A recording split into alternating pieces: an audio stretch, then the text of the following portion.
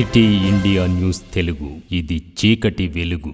ఎం Srinivasulu, Uday association జిల్లా అధ్యక్షునిగా పనిచేస్తున్నాను.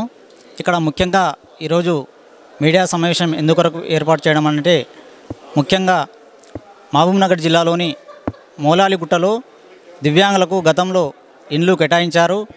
కానీ పట్టాలు ఇవ్వలేదు, అక్కడ తాళం చెవులు కూడా ఇవ్వలేదు. కానీ దివ్యాంగులకు మాత్రం నోటీసులు ఇవ్వడం జరిగింది.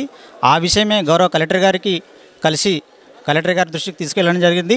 కలెక్టర్ గారు తప్పకుండా దివ్యాంగులకు న్యాయం చేస్తామని హామీ ఇచ్చారు. మీకు ఎలాంటి ప్రాబ్లం లేకుండా ఇప్పుడు గతంలో ఇందిరమ్మ ఇండ్ల కింద 6,600 ఇట్లా శాంక్షన్ అయినందుకు వికలాంగునికి రిమార్కులు అట్లా పెట్టడం జరిగింది. ఆ విషయం అన్నీ పరిశీలన చేసి తప్పకుండా మీకు న్యాయం చేస్తామని గౌరవ కలెక్టర్ గారు చెప్పడం జరిగింది. గౌరవ ఎమ్మెల్యే గారికి ఇట్లా ప్రభుత్వం దృష్టికి తీసుకెళ్ళమని ఎమ్మెల్యే గారికి కూడా చెప్తాం. మేము ముఖ్యంగా దివ్యాంగులకు కనీసం ఆ ఇల్లు ఆస్తి అంతస్తులు లేకున్నా కనీసం ఆ ఇల్లు ఉంటేనన్నా పిల్లనిచ్చే పరిస్థితి ఉంటుంది. బయట ఉన్న చాలామంది సకలాంగులకు పిల్లనిచ్చే పరిస్థితి లేదు. కానీ దివ్యాంగుల పరిస్థితి ఇంకా చాలా ఘోరంగా ఉంది.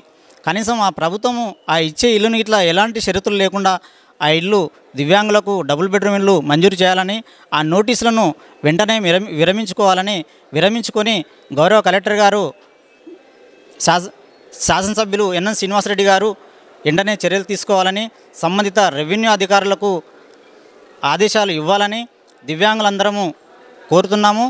దాంతోపాటు ముఖ్యంగా రెవెన్యూ డిపార్ట్మెంట్లో పనిచేసే అధికారులకు, విఆర్ఓలకు చాలామందికి డబుల్ బెడ్రూమ్ ఇల్లు కూడా వచ్చినాయి వాళ్ళ ఫ్యామిలీలో. కానీ వికలాంగులకే నోటీసులు పంపించడం చాలా ఆశ్చర్యకరంగా ఉంది. దీన్ని మేము తీవ్రంగా ఖండిస్తున్నాము.